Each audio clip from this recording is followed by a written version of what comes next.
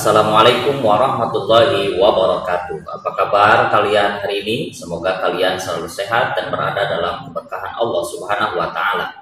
Alhamdulillah, pada video kali ini kita akan belajar pada pelajaran keempat di kelas 4 dengan materi bersih itu sehat dan submateri mengenal arti bersih dan sehat.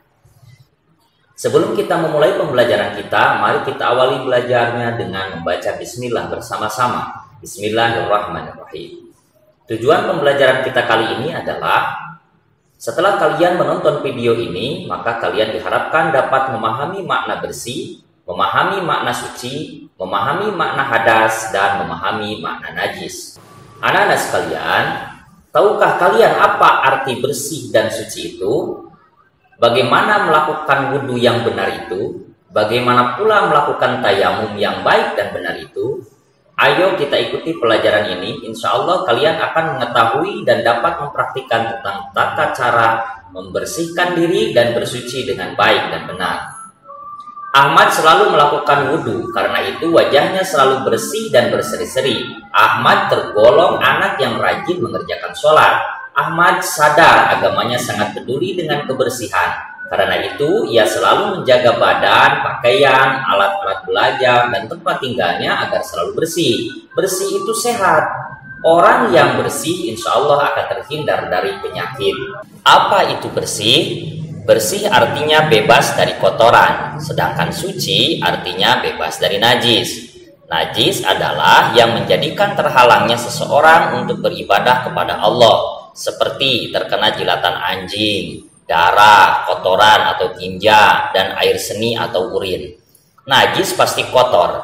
Kotor belum tentu najis, misalnya terkena tanah, tinta, cat, dan ludah. Bersih atau suci dibagi menjadi dua, yaitu bersih dari hadas dan bersih dari najis.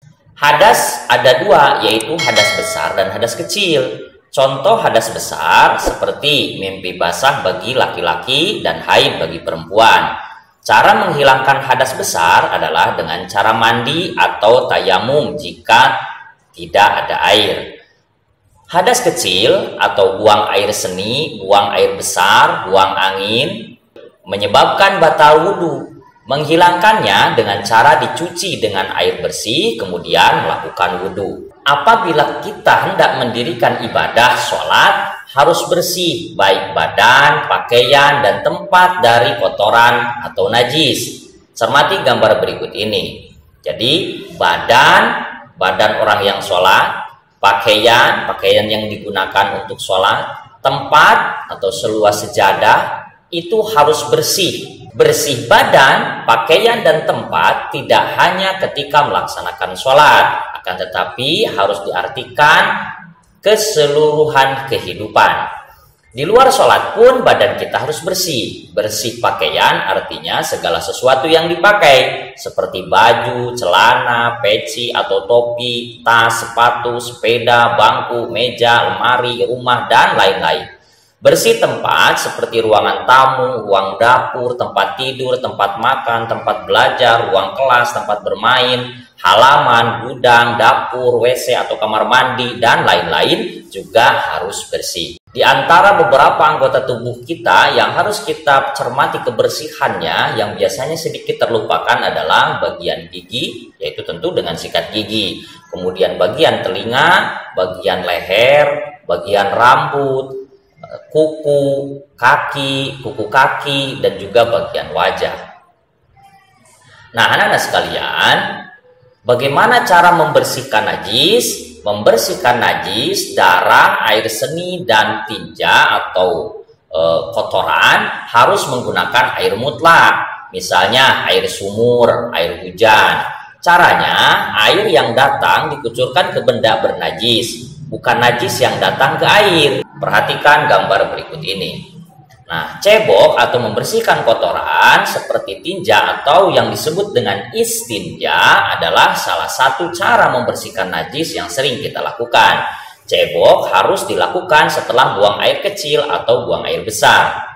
Cebok dapat menggunakan air, tisu, batu, ataupun benda kesat lainnya. Bila cebok menggunakan air, maka tangan kanan menyiramkan kubul atau bubur. Kubul itu bagian depan, sedangkan dubur adalah bagian belakang. Adapun tangan kiri mengusapnya hingga bersih.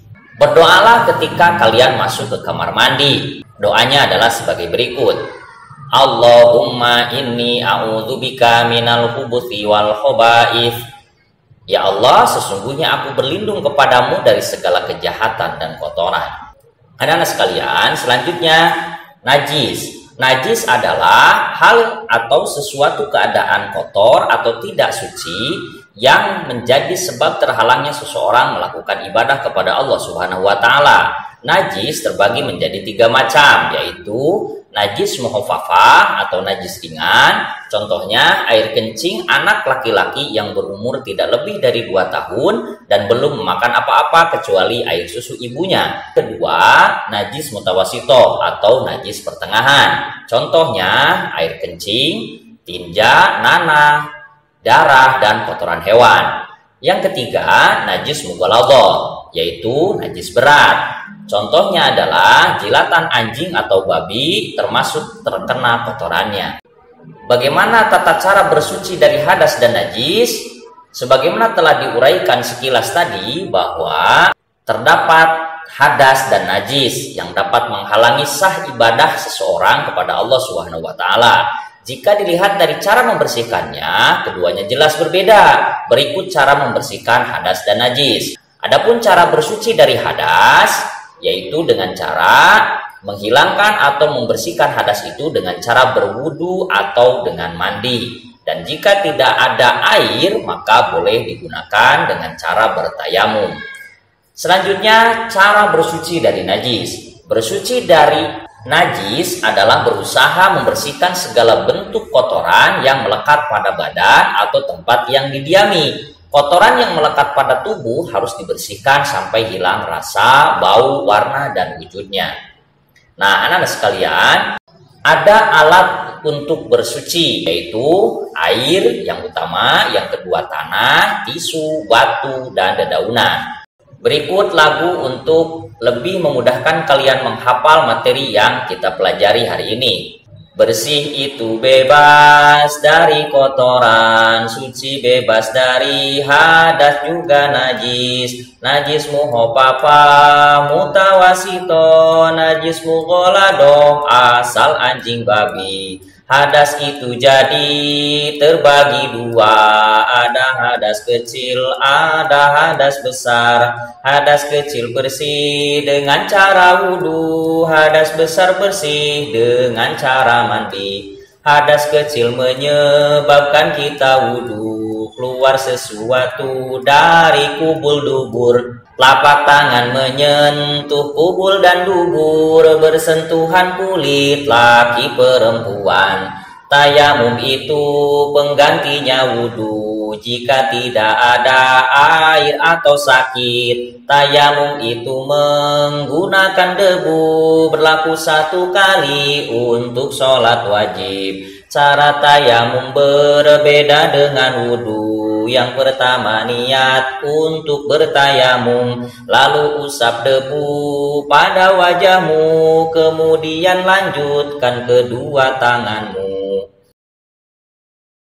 Bersih itu bebas dari kotoran, suci bebas dari hadas juga najis. Najis mukhafafah, mutawasito, najis mughaladhah, asal anjing babi. Hadas itu jadi terbagi 2, ada hadas kecil, ada hadas besar. Hadas kecil bersih dengan cara wudhu, hadas besar bersih dengan cara mandi. Hadas kecil menyebabkan kita wudhu, keluar sesuatu dari kubul dubur. Telapak tangan menyentuh kubul dan dubur, bersentuhan kulit laki perempuan. Tayamum itu penggantinya wudhu jika tidak ada air atau sakit. Tayamum itu menggunakan debu, berlaku 1 kali untuk sholat wajib. Cara tayamum berbeda dengan wudhu. Yang pertama niat untuk bertayamum, lalu usap debu pada wajahmu, kemudian lanjutkan kedua tanganmu.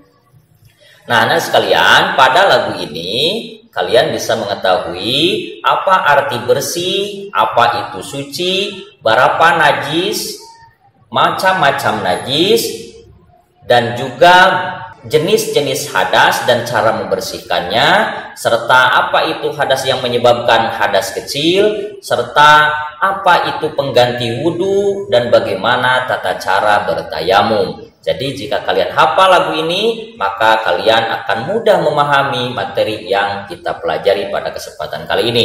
Nah, anak-anak sekalian, sebelum kita mengakhiri pembelajaran kita, silakan kalian jawab pertanyaan-pertanyaan berikut ini. Yang pertama, apa yang dimaksud dengan bersih? Yang kedua, apa yang dimaksud dengan suci? Yang ketiga, hadas terbagi menjadi dua. Silakan kalian sebutkan apa saja hadas tersebut. Kemudian yang keempat, bagaimana cara membersihkan hadas kecil? Dan yang kelima, tuliskan macam-macam najis serta contohnya. Nah, demikianlah pembelajaran kita kali ini. Semoga bermanfaat. Dan mari kita akhiri pembelajaran kita dengan membaca hamdalah bersama-sama. Alhamdulillahirabbil alamin. Assalamualaikum warahmatullahi wabarakatuh.